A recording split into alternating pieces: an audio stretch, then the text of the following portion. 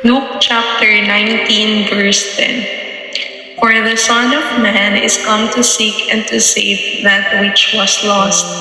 Marami tayong nagawang kasalanan na nakasakit sa Diyos at naging dahilan upang tayo ay maligaw sa mundong ito. Ngunit ipinapakita ng Diyos ang kanyang dakilang pag-ibig sa atin sa pamamagitan ng pagbaba niya sa mundo upang hanapin at iligtas tayo.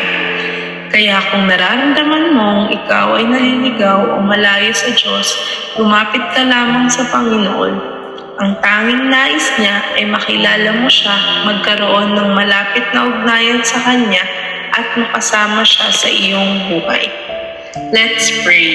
Panginoon, maraming salamat po sa dakila mong pagmamahal sa amin.